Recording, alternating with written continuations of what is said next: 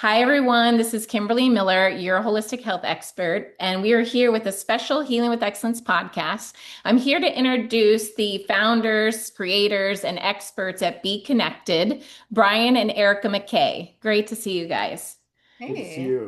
thank you for having us. Thank you. They are specialists in helping couples fight fair, to communicate effectively, to repair. And the main reason I felt so passionate about connecting with them is that I work with so many individuals dealing with chronic disease, chronic illness. And part of the healing process is having a healthy environment at home. And sometimes when someone is very sick and they're trying to recover from something, if their communication with their partner is not as effective, it can actually add to the exhaustion. It can actually slow the healing process. Or if they feel like their spouse doesn't understand their language, like most couples really want the same outcome, but it's like they're not understanding each other's language. Like one person speaking Greek, the other one speaking Spanish, and they both think they're speaking English, or they're just processing differently.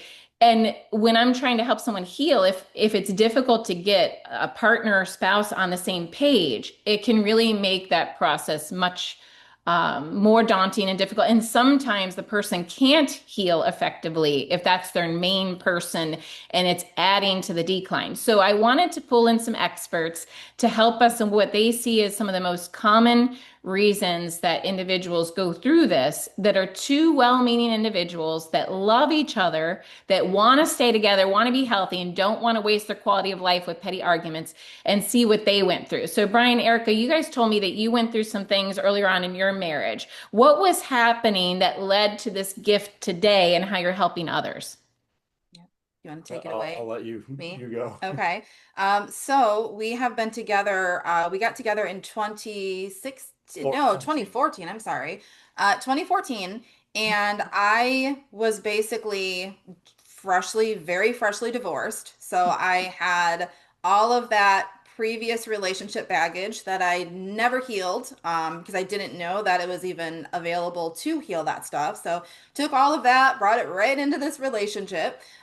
He brought his baggage, and we had just a shit pile of baggage, on top of, having a newborn daughter as well. So we had so much dysfunction within just our relationship. We had no idea how to communicate with each other. We fought nearly every day, about, things that ultimately didn't really matter, but it was always kind of like this power struggle of, I'm right and you need to kind of get in line with why I'm right, essentially. And it was just constant power struggle. And we finally got to a point, I think our daughter was about 6 months old, and we kind of got to this point of, it's not just about us and our relationship. We are modeling really unhealthy patterns to our daughter. Like, she's going to grow up and she's going to think that this is normal relationship behavior of, like, mom screaming at dad, and, dad shutting down and, like, leaving, and all of this. So we kind of got to a point of saying, we need some help. So we ended up doing some coaching. We went through a few coaches. We went through, actually, another couple, which is how we got the idea to kind of create Be Connected.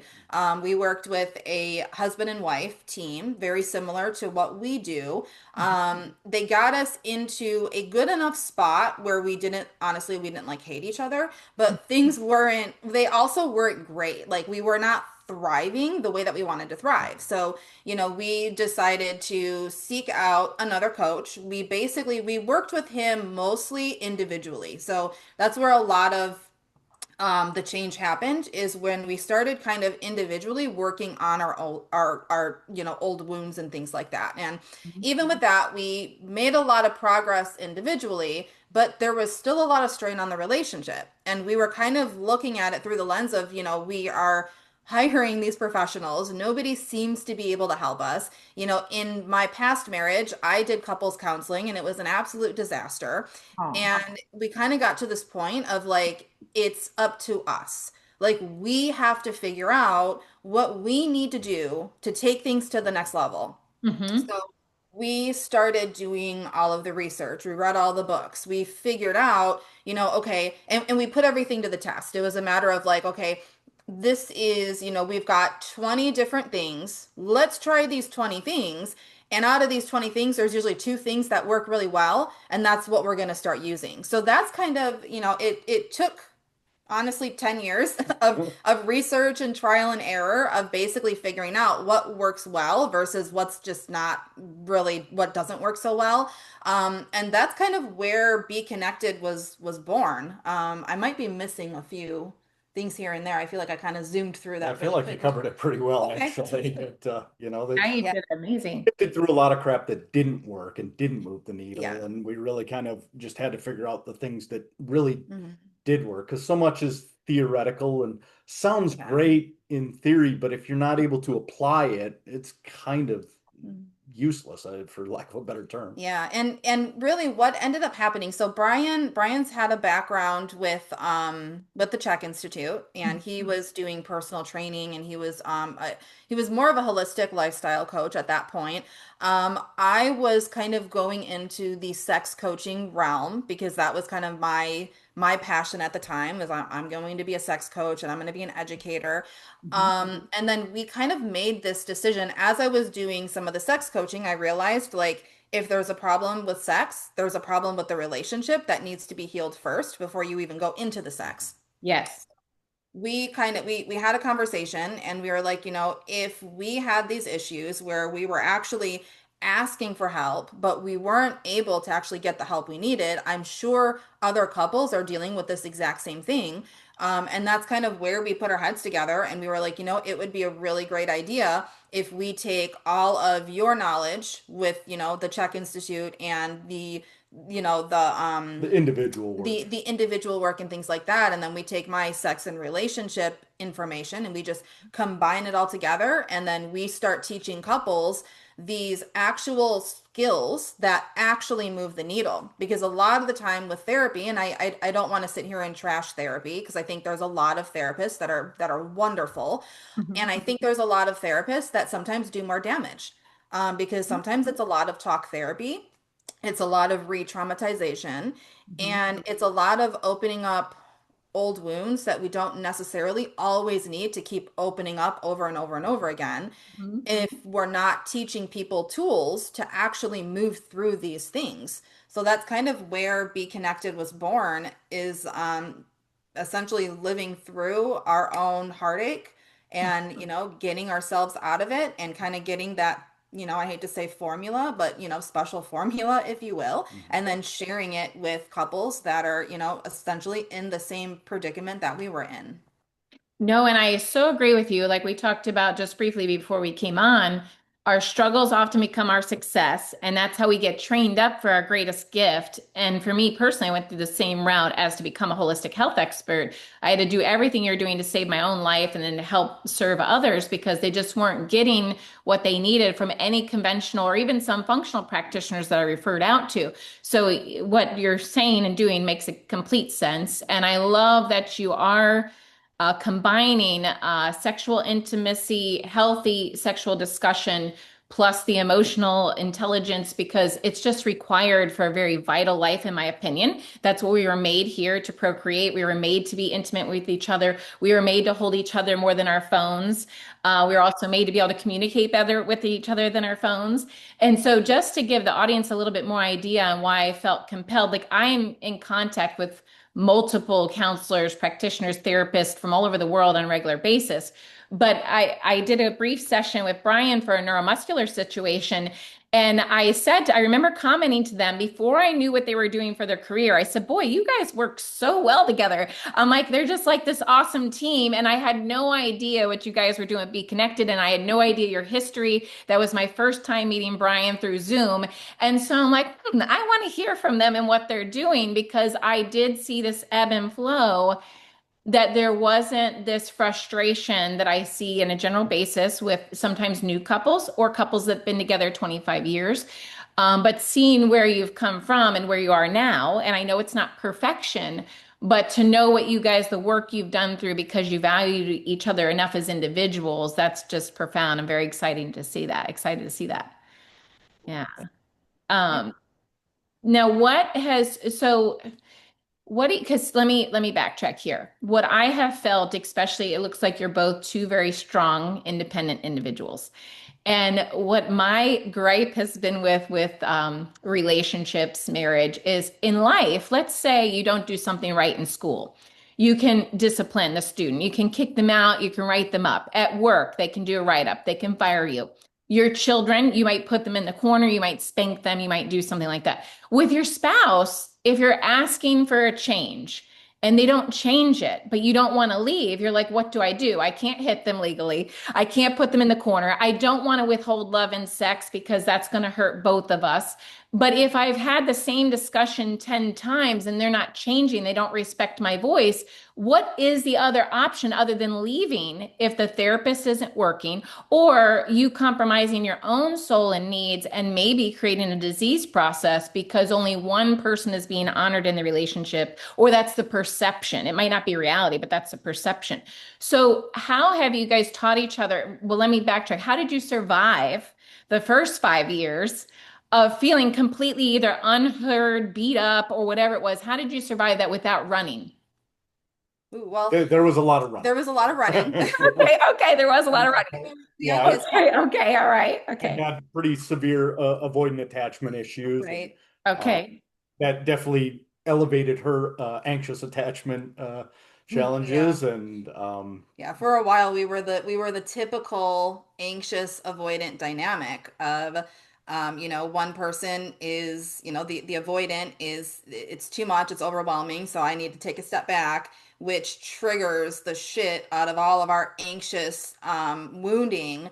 Right. And that was our, I mean, honestly, that was our dynamic for yeah. years. Honestly, it was Wow. triggering each other's attachment wounds. And what I will say, and I hope I'm not getting too ahead of myself here, but there's a couple things that kind of come to mind as you were speaking. Hmm. Like what do we do when we are trying to communicate, to our partner, hey, there is something that is very painful for me and I need something to change. Oftentimes what we've discovered in ourselves and even just working with couples, Hmm. if your partner really and truly loves you, they want to see you happy. They want to see you succeed. So a lot of the times we're simply not communicating in a way that's landing for them. Hmm. We might be trying our hardest to communicate in a soft way, but to Hmm. our partner, it still might be coming across as attacking or blaming or criticizing, or they feel shamed and then they shut down and then behavior change never takes place. So you know, that's kind of where some of the communication skills come into play, teaching you how to actually communicate these needs to your partner. Because, in the majority of situations, you know, your partner loves you. They're not trying to make your life a living hell. Like they Right. don't want that for you. If they do, then that's a totally different conversation that we need to have, you Right. know. And I know something that helped me a lot is I during that time is when I really started working on myself. I got to a point of he's where he's at. I know that I cannot change another human being. I shouldn't even try to change another human being because it's just going to result in nothing but frustration and heartbreak and disappointment for me. Mhm. So I started really focusing inward on myself. And I started, that's kind of where my healing journey really, really began is through that really, really painful time together. Mhm. We were And both kind of beating our heads against the wall, trying to mhm, get each other to change, and it it wasn't, wasn't working. yeah. So we kind of, we started, it was interesting, and this is kind of where we guide couples, is we started working on ourselves within the container of the relationship. So it was like we were, in a sense, doing things separately on an individual plane. Mhm. But because we were making so much change individually in the right direction, we were able to actually come together and we were able to share these really deep, vulnerable things that we would have never been able to share if we would not have started working on ourselves. So I think that is kind of the first thing that came to mind.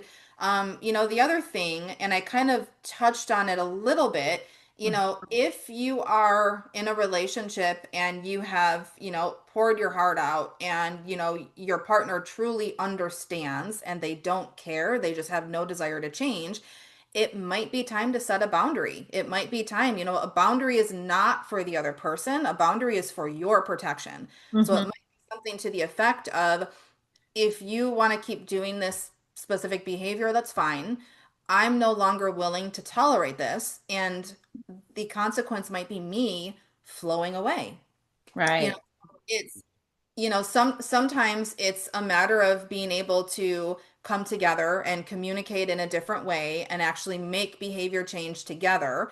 And other times, if you have somebody that is really hard-headed, that doesn't want to change, it might be time to exit the relationship if you're in that place. Being said, working with couples, that is a very rare. Usually what we see is that both partners want to make it work, they just don't know how. Exactly. Exactly. No, and that's what, so when I'm working with an individual or as a couple, as a family, I'll see that often. And sometimes I see two just amazing individuals that are like 90% aligned, but this 10% is causing such ruckus, so to speak, that it's almost erasing or seemingly erasing the 90% because they're so focused on the 10%. And you see two individuals that if they could figure out that 10%, and not about perfection, even 8%, that they could really have healthy, vital relationships and just be a powerhouse together to create and to have peace. Because again, because I work with people in the dying process and many of them get the chance to live again, or maybe they don't have the chance to live again, having the best quality of life while we're here, even though that might seem like an unrealistic utopia. I believe if we can create a safe sanctuary at home, even if the world around us is in chaos, we can create bliss inside as much as possible. That's really the goal because to survive some of the ways of the world right now, if we don't have war within, it will help us survive the chaos in the world. Do you believe that same way or do you feel that way? Hmm. Yeah, Yeah. absolutely. Oh, I yeah. mean, we can only project our internal world onto the external world, and Mhm. I mean, Exactly. certainly what's a lot of the external world is in chaos right now, and it's up to us Yeah. to, Create the peace. yeah, okay, Hmm. find our center and make sure that our household is centered, and Yeah. what's out there will be, and what's internal is all that we can control. Now, Brian, when you say you said the anxious avoidant, is that what you said you used to do?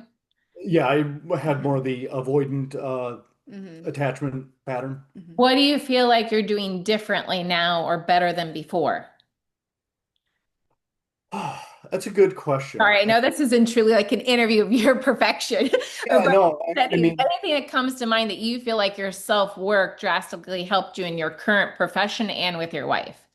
yeah, I mean, I think it really had to do with, I mean, my ability to communicate myself and, I mean, Hmm. putting the cart before the horse and my needs. And then, Yeah. there was a part of my inner work realizing that I had needs and it was okay to have Hmm. needs as a Mm-hmm. because I was raised where like my needs didn't matter Mm-hmm. and I didn't know that it was even okay to have them. So there was that aspect. Um, and so I think just the combining of being able to communicate effectively and realizing that, the at the heart of the avoidant is kind of fear of the other partner leaving. And Loss, so of loss, it yeah. manifests in the way Yeah. of, I'm going to leave you before you can leave me. And so Mhm. once I realized that she wasn't going to leave, the both of our wounds really healed just again through that communicating and hey, this behavior's triggering this old wound Hmm. and all of that and just being able to have those conversations as uncomfortable as they may have been and Hmm. still continue sometimes Mhm. no longer had felt the need to leave. Hmm. I want to double click on that. That brought up something for me. So a lot of what we do, and I know I spoke earlier about, making sure that we're not constantly just like reliving and reopening past wounds. Right. I think there's an importance of actually making sure that we have awareness of those wounds, because Yes. I know for me once I was able to figure out, okay, I have this abandonment wound, and Mhm. right in the moment, I feel that you're triggering that.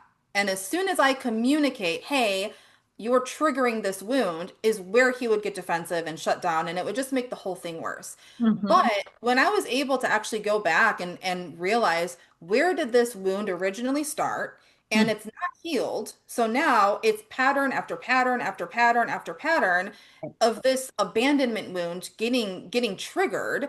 It's no longer about you're triggering this wound. It's about, hey, this specific thing happened and it's triggering the shit out of this wound for me. And I'm really feeling uneasy inside. And I think being able to communicate that was also really important because it took it from blaming you and what you're doing and what you need to stop doing to, hey, this thing happened and I'm not blaming you, but I have this really old wound that is really, really, it's being rubbed right now and it feels really raw, and then with that knowledge, that's when I brought it to myself and I learned how to make myself feel safe within my own body because I think that was something that I really struggled with in the beginning Mhm. is I thought that was his responsibility. It's your responsibility to make me feel safe and not to trigger my nervous system and my emotional reactions when really that's my responsibility. Right. That's my, cross to bear.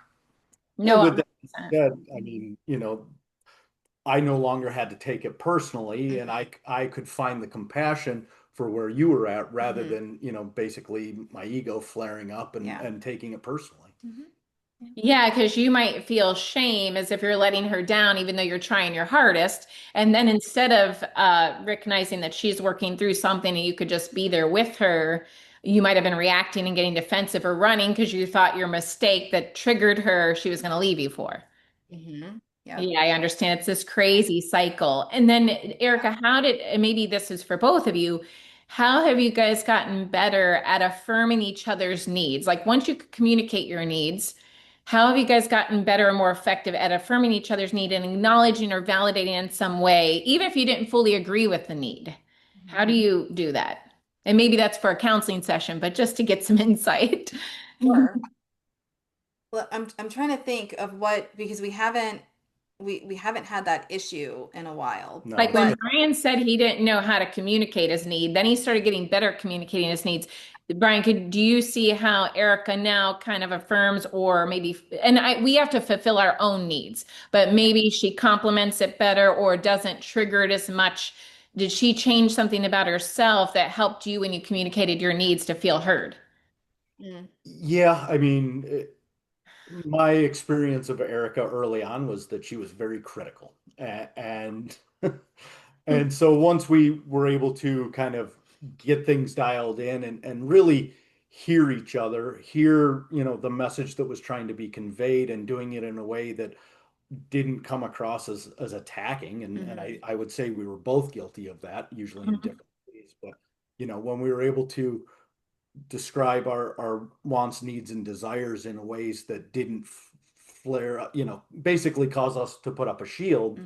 Right. We really Hmm. connect at the heart level rather than, well, I need this and you need to do this and, Hmm. just battling each other. Yeah. Does Yeah, that answer your question? yeah, that makes complete sense. And so when I know sometimes, even when you're trying to communicate what you're going through as patiently, effectively as possible, the person might still feel attacked because of feeling insecure that they're not meeting your need. Do you find that to be like a root or again, fear of abandonment if they're not meeting your need effectively? Like if you've shared your need and the person still feels like they're being attacked, that's still something they are going to work on to help with not feeling attacked just because you're communicating. Hmm. Yeah, I mean, usually it's kind of, again, just boils down to how it's being communicated. Yeah. Mhm. Sometimes, about healing the root wound, but a Hmm. lot of times it's just, hey, how can I deliver this message in a way that's a little bit more soft and compassionate as opposed to um, demanding and critical? Yeah, yeah. What about the right timing? Like sometimes did you feel like it had to be addressed right now, but it might not have been the right timing because we might have been in that irrational state. And you said, like, did you ever have like a pause and say, okay, we're going to address this like in an hour? Or have you not used that tactic? Yeah, I mean, We had to usually get that, really good at that one. yeah, yeah. Usually what would happen is we would start out in the fight. We'd be like, all Yeah. right, one or both of us is just triggered to shit. We're Hmm. not able to have an effective conversation. I Yeah. will usually, go take off. I'll be back in an hour, Hmm. trying Hmm. to calm her anxious wounds. Yeah. And, we'd come back and when both our nervous systems were more calm, we'd be able Hmm. to actually have an effective conversation. But Yeah. yeah, there were lots of examples of timeouts and Oh, having to sure. return to a conversation after we Yeah. both triggered the shit out of each other. Yeah, and I think that the biggest thing that I had to really work on, and even to this day, I'm not perfect with it. It's a constant work in progress. Is, I kind of had this mindset that if something bothers me, as soon as I feel it bothering me, I need to bring it up right then and there. And oftentimes, what would happen is, and I wouldn't mean to do it, it would come off as really blunt and Mhm. really kind of rude, and that's kind of where tonality comes into play as well, because we could be trying to communicate something, but if we come across and we're really, really harsh with our tone, Mhm. we might be saying the right thing, but our partner is also getting defensive with just the fact that we have, a raised tone. So I know that's something that I had to do a lot of work on. And I know the biggest thing that's helped me was being able to regulate my nervous system. Mhm.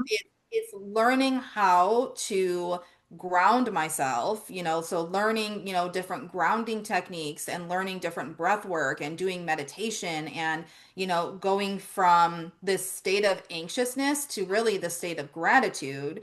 Mhm. I know for me, once I was able to step out of anxiousness and step into gratitude, a Mhm. lot changed for me. I started doing a lot of just gratitude focused meditations. I did a lot of just body scans, which is things that we lead all of our clients through, because it helped me to already have a regulated nervous system. I Mhm. like to, a lot of people, when it comes to nervous system regulation, they have this kind of thought that they only need to practice it when they're triggered. But the problem is you're triggered, you don't have access to higher thinking, you're in emotional reactivity.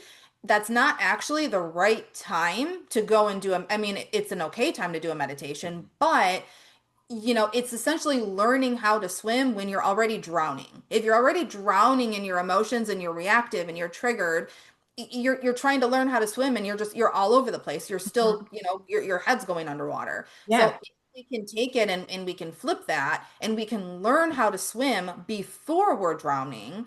I know for me that was a huge piece because I used to get, before I did any emotional regulation, I Mhm. would get triggered really, really quickly, and it would be really hard for me to honestly to control myself. And once I started doing the meditations and the breath work and things like that, I actually felt my nervous system just it was calmer in my day-to-day life. Things weren't getting to me as much as they were, and it was kind of, something would happen, it would trigger me, and I would be able to take a step back, and then I would regulate, and then I would have a conversation with him. But I would never start a conversation unless my nervous system felt calm. Because if you're not calm and you're going into a conversation, you might start a little bit on the calm side, but Mhm. chances are your partner is going to do something to trigger your wounds and you're going to start getting reactive. Yes, yeah, and scientifically, physiologically, that's just a given that no matter how skilled you are, if your amygdala is a little bit off, or like you said, your nervous system's already upregulated, you're just going to be triggered much easier, much differently, or much more excessively than you will if you've already done proactive work or you've been nurturing yourself, like you said, staying in that space of gratitude. And what I see a lot also is displaced anger that the body's already boiling up because of life. A lot of people right now are just trying to keep their heads above water, trying to function, whether the bills, the kids, chronic illness, or worry about other people or what we see in the news. And they're just kind of trying to cope, do their best, but it's boiling. And then you go home and your partner says one simple thing, and then you're ready to explode on them. And that one thing, or like it might feel hypercritical, but it's really just because all the other things we can't control is boiling and we don't realize it because we think we've got our shit together and we're handling it pretty good. And then once we see it revealed that we don't, that we haven't done our personal work and that boiling's happening, and then we displace that anger onto somebody else. And then where we want to have our safe zone becomes part of the war within, just like what we're trying to avoid in the world. Do you feel that happens often? Yeah, I mean, I say often that, you can only show up, how what is actually it's the wording that you use. You're only as strong as the Yeah, weakest you're only as link. strong as your weakest link. Yeah, so like it's so important to make sure that you're showing up as the best version of yourself in relationship because and we've seen this happen firsthand. I know I can take that responsibility. Before I started doing any of this regulation work, I was honestly was dragging the relationship down, and once I was able to kind of do that little bit of that 360 Hmm. is where things started to kind of level out a little bit. But until I was able to figure out how to control my emotions, it Hmm. was really hard for him to even try to like meet me halfway because I was so explosive, and it was really hard for him to Hmm. essentially help me in the way that he wanted to help me.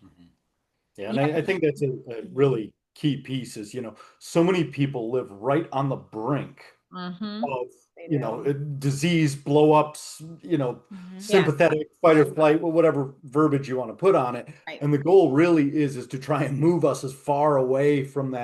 from that edge as possible so that we have some space and we can give ourselves some grace for Hmm. life happening because life is going to happen. And, Mhm. can we keep ourselves further away from that blow up point, for lack of a better term?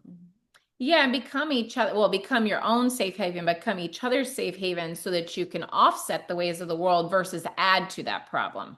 Hmm. But no, I agree. So when you guys said you felt like attacking too, or hypercritical, I've noticed two commonalities in certain relationships that there might be one person that just focuses on the person's strengths and just is grateful for what they do and just tries to fill in the gaps. Then, like, for example, let's say I'm working with an elite dancer. She might have a coach that's looking at the choreography, and because they're an elite dancer and they're in a competition, that coach might sound negative because, like, oh, your turn's a quarter inch off, your leap's a little bit off. And that coach is trying to help the person become their best self by giving these little critiques. But the student, if they don't have this level of confidence and know that the coach is just trying to give good critiques, that person might start to have self-worth issues, not feel like a good dancer, might beat themselves up, but they don't realize that coach is to take them to a new level. Sometimes in a relationship, I find certain partners, maybe this is how their parents led them, will believe if they keep giving the other partner critique, oh, well, you could do this a little bit differently to be better. You could do this differently. And sometimes, again, they may tell them a positive about what they're doing, but in a day, it might be like, oh, maybe you could tweak this to be better, whether it's at work or at home with the kids or whatever. And the other person's taking it as it's never enough. Like it's like hypercritical. And I got this choreographing teacher teaching me how to be exactly on point every second to make me enough. Is that what was happening where Brian felt like it was critical? Like you were trying to actually help with your advice, Erica, but it might have been coming across as like nitpicky or like it was never enough, or was it different for you guys? I can speak for myself. And I guess I would be curious your thought on that. For me, it was never as bad as it sounds. It was never about like I'm gonna help you be a better person. It was more of like you're doing this wrong and I don't like it and you need to change. Okay. What Okay. there are, and sometimes if we look at the difference between the way women communicate versus the way men communicate, Mhm. as women, we sometimes appreciate those little helpful reminders, Mhm. here and there, like, hey, if instead of wearing, you know, this color, you Mhm. would look beautiful in this color. And Right. that we take that in really easily.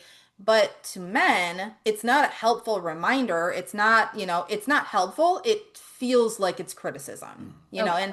and and sometimes that's just learning the difference between male and female communication Mhm. helps to kind of elevate things too. I guess I am curious about your thoughts. Did it feel like I was just helping you, or was it No, it, like, it did not feel helpful.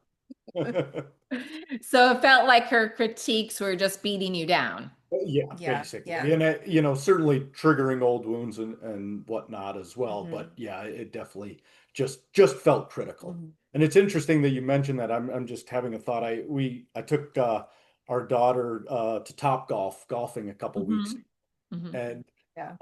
I got to witness my dad's parenting around golf and trying to help. Mhm. One or two things probably would have been helpful, but I took it to five, six, seven, eight, and Yeah. Yes. shut up, leave me She alone. was mad. She came home and I was like, "Hey, how was Top Golf with Dad?" And she's like, "He wouldn't shut up. Everything I did, he had, do this or stand this way or do this." And she's like, and he was so annoying. And I came down and I had a talk with him and I was like, "So, what was your experience of Top Golf?" And he's like, "We had a blast." And I'm like, "So she was really annoyed with you because she felt really criticized like every move." And he's like, "I was just trying to help her." And it was like, nope, she didn't take it as help. Yeah, See, and that's a perfect example. And because the way young girls and all of us have that little girl inside of us process information, if we're letting down our dad or a husband, or he's telling us seven more things to make it just right, we're like, can I just feel this out myself? Help give me one or two tweaks. Let me make some mistakes. It's even okay if I make mistakes and learn from them because they're going to be ingrained. The brain learns by failure and by mistakes. And so, no, I appreciate you guys giving that example because it's a perfect example where the intentions are good, but the person receiving the information might be feeling like it's not enough or might be making them feel so stressed that they can't go with their own flow and learn their own knack to it. So no, that happens in our relationships. Even, and I'm glad you also brought that up because my daughter and I, well, the first time I ever hired a counselor, we were just not getting it. And we both wanted the same outcome, but we were processing the information differently. And when I asked my daughter, could we go to a counselor together? She thought it was going to be, let's go to counseling, me just say everything she does bad. I'm like, no, no, no. We're going Right. to go in and we're going to tell this counselor that we're two amazing human individuals. We love each other, but for some reason, we are just not communicating. We need an interpreter. We needed that third party, non-biased party to be our interpreter to help us see where we were communicating incorrectly or how we were processing differently. So I look at you two as expert interpreters for two people that really want to have an amazing relationship, but haven't been shown either the skill sets at home. A lot of us haven't been taught how to effectively communicate, or we've have downloaded those early downloads between 0 and 3 years of age where what we have in our, what is it, our hard drive or in our subconscious, we are reacting off of like unconscious activity that was downloaded when we were one, and we don't even know why we're reacting the way that we're reacting. So, have you been able to help people figure that out and interpret that with each other? yeah, absolutely. We Yeah. actually just had a session last night I was just where thinking of that. the woman was or is Hmm. hypercritical. Yeah. And the words aren't ideal, but the words aren't the major issue. It's the tone Hmm. was the issue. And just through intuition, it's like, why are you sarcastic and why are you using this tonality? And it Hmm. went back to obviously childhood wounds Yeah. and the the first level of piecing that together and Hmm. healing that was kind of able to be done in that session. But it Hmm. was it was really interesting to be like, the thing is not the thing. Like the thing Yeah. is goes It's coming way from back. somewhere. And Yeah. it was really cool to witness her make that connection because so what we were doing, we were teaching them how to use I statements. So it's Mhm, essentially like, okay, get rid of the you, get rid of the your, get rid of the always and the never, and communicate what you're feeling, what your experience is from your perspective. mhm, So we were teaching them how to effectively use an I statement, and we were doing role playing. So it was like we're gonna trigger you guys a little bit. What is something that your partner does that just kind of irks you? mhm, And she had the criticism, and she was working on turning it into an I statement. And it was funny because as she was communicating the I statement, she said all the words beautifully. mhm, And her tonality was very like condescending. Like she was like making little pauses. And it was like, if you could see how I'm feeling, it was like that tone. Very, very slight, but mhm. it's there. And part of the reason they came to us is because he has a problem with her tone. So Yeah, it was yeah, she finished her I statement and I asked her like, are you open to some feedback that might trigger you a little bit? And she's like, yeah, I know how that sounded. So it was like as soon as I said, hey, you want some feedback, she was able to connect like, wait a second, my tone was really, really harsh. And then I think it was Brian that asked her, what is the emotion? That's usually what we do. We end up kind of figuring out like what is the emotion, and then we tie it to the past. When is the first time that you felt that emotion? And Mhm. she was able to tie it to something that happened in her childhood. I mean, she was what age? 7 or 8, I think. 7 or 8, Yeah. I think. Mhm. And it was interesting to watch her tie all of that together and to be able to figure out like, wow, this has actually been programmed since I was like the age of 8, and now I'm trying to break this habit, and it's really hard to break the habit. And Yeah. it was interesting to watch her husband be able to witness that because we literally watched her soften with that realization. And Mhm. then we also watched him soften because then he was able to look at it through the lens of she's not just being harsh because she's rude. Right. She's actually trying to control this. And because it is so ingrained in her from such a young age, she's really having a hard time. And then, we were able to come up with a plan of, sometimes it's okay to, as you're working through things, to lovingly hold each other accountable as long as both people are agreeing to it. And I think that having that realization, just that one realization, brought a lot of closure to that one very painful thing in their relationship. Yeah, and that's what I love. If two individuals generally have the same core values, or they're not physically harming each other, they're not mentally abusing each other, they're not, I don't know, maybe dealing with some addiction right now, and they're generally doing okay. They've done some self-work, but they just didn't know these wounds were there. I think if you can nurture each other through those wounds, make the person feel safe that you're not leaving, and you can try to work towards not taking the reaction personally, understand that person's trying to figure out how to deal with that wound and reprogram their brain. Because, as you guys know through neuroplasticity and how the subconscious brain works, it takes some time of repetitive small wins to rewire that. It just isn't one win and now it's perfect. It really takes some time to practice what you guys did and to be dedicated as a couple. And if you have those same kind of core values and you've invested some time, why not do that? Because you're going to have to do it with whoever you're with. If you Right. leave and run and do it again, it's going to just happen again. Now, again, if the person's really toxic or they're not willing to work on it, that's a different story. Like you said, you might have to create a separation. But if both of you want it, you're just struggling with the language or the tools. What you guys are doing is absolutely so helpful, so required, so needed. We just need to be shown where to look, just like when someone comes to me through like some cellular nutrition issue. They just need to know where to look. They didn't know how to find the map. Right. Right. Yeah. And that's honestly the biggest part of why we decided to do that because we've spent years kind of doing the legwork to figure out, okay, what is the actual roadmap? Like there's so much information out there, but if you don't know where to start, you feel like you're going in blind. So that's a lot of, where we decided, where we wanted to be connected essentially for other couples is because we've, put in the legwork to figure out what works versus what doesn't work, we're Mhm. going to, we're going to cut that length down. It might take you guys, there's no reason it needs to take you guys 10 years like it took us. We're Right. going to show you all of these things that we already know work, and we're going to shorten that process by like a few months, because there's no reason to drag it out if you don't need to.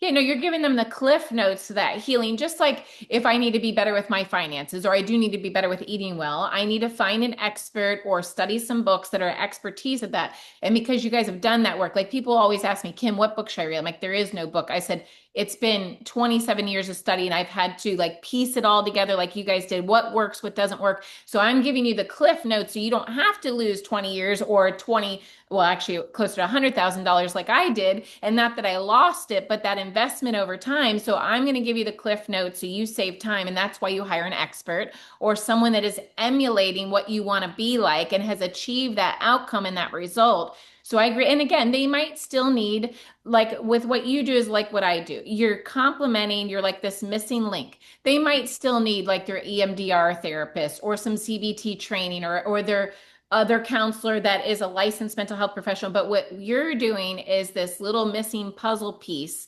that what you saw, I did the same thing for my life. What was missing and what I needed to be better, and how do I fill that gap? You guys hired these professionals, and there was some good pieces, but you saw some things that were missing, and you figured out that missing link, and now you're going to give them a few of those puzzle pieces that help them complete each other more effectively or complete themselves more effectively so that they can complement each other. Yep, exactly. Yeah, and Now, what was coming to Mhm. my mind was like love languages. Like Oh yeah. yes. it's a Yeah. cool concept, Yep. useful, Hmm. but like 5, 8, maybe 10% of the puzzle at most. Like Right. it's not going to be the thing that Hmm. dramatically changes because there is no one thing Yeah. that Right. dramatically changes everything. It's Hmm. always a culmination of so many different pieces of the puzzle. Yeah. It's like, just going to the gym isn't going to do it. The diet piece is right. The recovery piece is Yeah. a part of it. It's Right. all of these pieces together add up to a whole Mhm. system or a whole result. Yeah.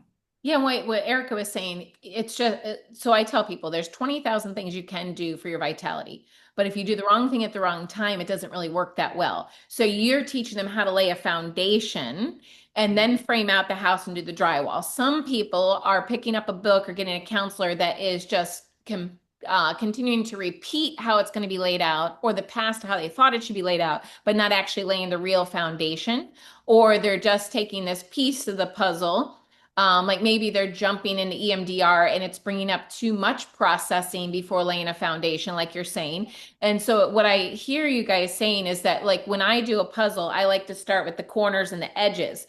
And I Mhm. feel like you're helping them get that groundwork, that framework, and then all the other little tools can come next and fill in the gaps. Yeah. So that way it speeds up the process versus just trying to put the middle of the puzzle together first without that framework. Yeah. Hmm. That's, Yep. that's Yep. neat. Yeah. You Uh, can't dive right into childhood wounds. No. If you're still fighting about the daily shit, healing childhood wounds isn't, Yeah. it's not the right order. Right, right. No, and I can't wait to get that recap from you guys or meet with you for my own childhood work because we all do our self work, but there's always like an expert or a specialist or someone that's their gift that they can fill in a little gap. Now, I wasn't going to go here today, but because I didn't know some of Erica's history, I am going to go here today. Okay. I 100%. So I teach this course called cellular regeneration, customized cell regeneration. And one of the pieces to healing is like, of course, your relationships, your mental thoughts, and your intimacy. Mhm. So I work with some people or even some friends, and again, no offense to anybody that might hear me, that believe it's okay to be married, even maybe in your 30s, and only have sex one time a year. They think it's like okay, or like it's okay to withhold sex. Now, I have some people with physical problems that, for those of you that don't know, there are answers to most of them. You're just not getting them. So call me if you need that answer. But there can be some physical function problems on both sides that may cause changes in how the intimacy needs to occur in that time frame, or maybe they haven't gotten the answers yet. But there's other individuals that are fully functioning on both sides, but either because of being exhausted or because of past trauma or because of withholding for punishment, they're having no intimacy, and there is a physical component to not having intimacy. And I'm just going to be very real. I don't believe in a marriage being like an ownership thing where you own this person. They're not allowed to be intimate with themselves. They're not allowed to watch certain things on TV, and they're not allowed to touch you. To me, that's like a prison sentence. And Yeah, that's yeah. abuse, Yeah, honestly. can you share your viewpoint on that or what you've seen with other couples? Yeah, I think that when, if there is a physical problem, that's obviously, and I do agree with you. Like, the majority of men that have ED, that you don't need medication. There's other stuff you can do. Probably need stress management Reach and build up Yeah, testosterone. yeah, it's we've had a few people that they came to see us, and he's like, I have erectile dysfunction. I've had it for years, and then we end up helping him work through some other stuff, and boom, they're having sex again, and it's Mhm. like it's never been an issue. Mhm. With people that are fully functioning, that are using sex and intimacy against their partner as a weapon, I very strongly think that that's emotional abuse. I think that that is not going to bring connection to your relationship. If anything, that's going to bring disconnection, and that leads to things like infidelity. It's Mhm. we see seen it, we work with enough people that are trying to heal from infidelity. How it starts often is one person refusing to have sexual intimacy. If Mhm. we look at, and this is something that we've spoken about before, if we look at emotional connection, so for men in particular, they build emotional connection through sexual intimacy. If they're not having sex with their wife, they're unable to feel emotionally connected. And then where that leaves the wife, if the wife, in order for the wife to desire sexual intimacy, she has to feel emotionally connected. Mhm. Well, if there's a missing piece and you guys aren't having sex, there's no emotional connection. So that's going to create a lack of desire in her, and that's going to create a lack of desire for him to want to build emotional connection because he needs the sexual piece to be there first. Mhm. Um, I feel like I'm getting on a little bit of a tangent here, No, it's but okay. I love it. Yeah, no, this is okay. And this is how it always organically happens. And I know we have like maybe 5 minutes before we have to close it up. But as a whole, and this is a big topic, there'd be a whole nother podcast. But I'm glad that we're bringing it up because, again, what I have seen, a couple things you guys mentioned today, the sarcasm in relationships. If you watch the chain, and I used to not be one of these TV people, but no, if you watch when I was a child, Roseanne Barr, all these different TV shows change from genuine communication and love to sarcasm all the time. And I actually lived and sometimes still do in a sarcastic state sometimes, not realizing it because that's all I seen as a child, or I saw no communication as a child. You just do and you just keep serving and you have no needs and you just keep going. So the sarcasm I see, but I also see where we are growing up in a society now where it is about being isolated and different and not touching each other, not being intimate, just being either addicted to our work and the pressures of money or the pressures of the phone and staying connected or the addiction to the phone and the games that we don't even, it may not be someone's intentionally withholding sex. It's just become our norm that we think this is normal and it's not normal. And we don't understand, especially the way men are built. Both of us are built this way, but men specifically, it's part of their whole survival instinct to have intimacy. And if you have each other around each other, and you're just kind of withholding that with the pheromones that are there, the hormones, it is like physical punishment to both parties on many levels, even if the one person doesn't feel like they want it or need it. And I have females that also have severe physical dysfunction that sometimes the man is not patient with them, or like maybe the female will feel like she's not enough, that the man is having erectile dysfunction. And I've had men that have went to their physician and nothing gets talked about effectively about it and it gets snowed over. So most men have nobody to go to discuss this. And when I learned how much there was a connection to emotion and diet and neuromuscular issues, once you give them competent answers and that man no longer feels insecure about what's happening to him and he has a plan, he has a map, and he can fix it, oh my gosh, it changes the dynamic for both of them where they're realizing, oh my gosh, I can heal. I don't have to completely avoid intimacy because my insecurity with my function, or I can get rid of this pain that's stopping us, or I can put my damn phone down and make time for intimacy, even if I'm full functioning, I'm just not making time for it. What do you feel like with all of that? I just data dumped there. yes. So the thing that came to my mind is, sometimes I think sex is used as abuse or punishment or a way to manipulate and control. Mhm. And then, but I think even more than that, it's just it ends up falling to the bottom of the priority list, Mhm. honestly. I think life honestly will just get in the way for a lot of people where they have the best of intentions. They love their partner, they're attracted to the partner, they would love to hop in bed. And then they think about the 30,000 things that have to get done in order for them to actually want to jump into bed. And I know this is something that we struggled with when our daughter was really, really young. Oh yeah, 100%. It was so difficult, and we had to get to a place where it was a matter of like we agreed we're not going to let the sex go out of our relationship. That is Mhm. one of the, that's always been one of the ways that we've really Yeah, it's found a it's way to high on our connect. values. It's very high in our values and for both of us and in our marriage. So we really made the commitment of we're going to start prioritizing this. Mhm. And we woke up every day at 3 o'clock in the morning and had sex. Okay, And that's a good schedule. at It's first it was when we were able to it fit it was in. when we were able to fit it in 3 a.m. Oh, she's asleep. Yeah, yeah.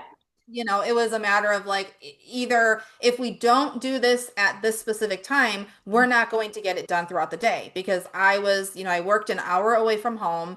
I worked 12-hour days. Our schedules were basically opposite. Came home, had the baby, and it was like, okay, the only time to fit this in is at 3 a.m. and we're just going to commit to doing it. And it's so funny when I tell couples when they go into this mindset of like, I'm too busy. I don't know, when can I fit it in? Yeah. It's like, so it's not like you have to dedicate 2 hours and have like this love making candles. You guys can squeeze in 15 minutes. Like Right. 15 minutes is doable. And then they go into this mindset of like, well, I don't want to schedule it. That's gross. It needs to be spontaneous. And what if I'm just not in the mood and I can't get into it? It's always like if you think you're going to start having sex, you may not be into it within the first 30 seconds. Give it about 2 minutes and Yeah. you're probably going to be enjoying yourself. And that's typically what ends up happening. They feel, really resistant to scheduling it because sometimes scheduling it feels a little bit like icky, Stiff and structure. but you have to make it a priority because if you don't, life will get in the way. It will 100% get in the way of having intimacy in that way. And, from what we've seen, that ends up being, one of the initial kind of red flags into, how even if I look at infidelity, I'm not saying that lack of sex means infidelity, just Right. using that as an example. Right. What ends up happening is you start looking into what areas were we vulnerable? How did we let this get seep into our relationship? And then they start looking and they're like, wow, actually, fuck, 10 years ago, we stopped having sex. We went from having sex 4 times a week to having sex twice a month.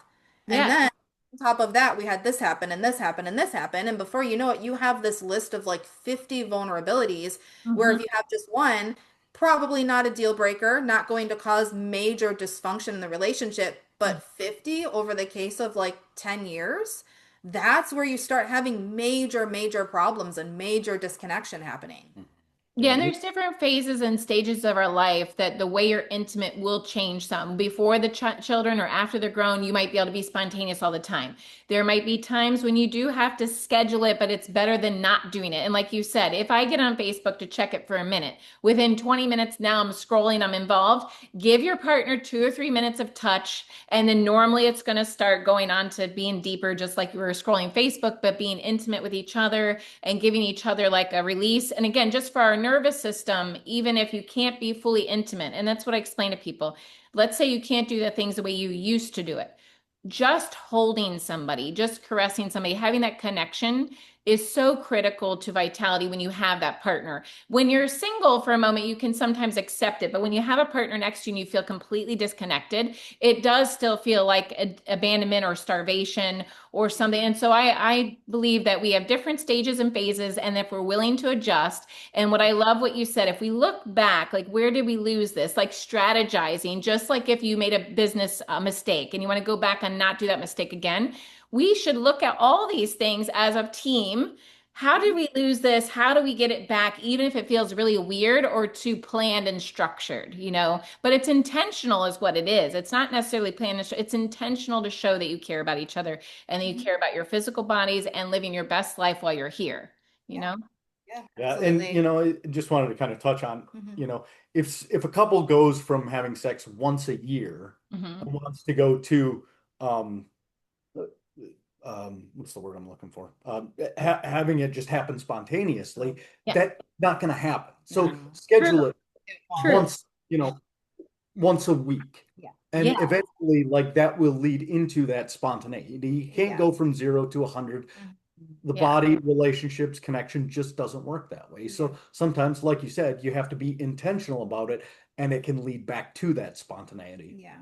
100%. Well, I appreciate you guys. So we've talked about so many amazing things, and we didn't really get to look at like your top five or how you help people repair and not just move on. But I'm going to post whatever you guys are most comfortable with. There's a couple of things you have posted that impacted me that I want to put a few of the top five things. Brian's mentioned, Erica mentioned something. I'll put it underneath the show notes. And then what I'd love to do at a later date, do one more show about Yeah. these things that we brought up and like maybe you talking through how your process works. But I'm Mhm. still going to link to your business. And Yeah. again, the things that you guys have mentioned on your pages and seeing what you guys have went through and overcome, I really appreciate you sharing your gifts. And I appreciate you helping people stay together and be healthier and or separating in a healthy way. And I appreciate like how much both of you have evolved because for me too, getting to use some of my holistic health background and helping individuals live a better quality of life in the short time that we have here is a big passion for me. And I hate us to lose quality of life when it's not necessary and it's just because of these lack of tools. So Yeah. thank you for all that you're doing. Is there any last words that you want to share before we sign off? Mm. I think for me, if I could put a billboard out there that everybody on the planet would see, it would be just asking myself the question of, is this going to bring connection Mm. or disconnection Yeah. as a filter for choices in life and around marriage? And I think Mm. that a lot of times can prevent a whole lot of unnecessary pain. Yeah. I love that. Is this going to bring connection or disconnection? Where I invest my time right now and my energy, is this going to bring connection or disconnection? Mm. Yeah. Yeah, it's something that I had it was my coach from years ago. He's actually still our coach now.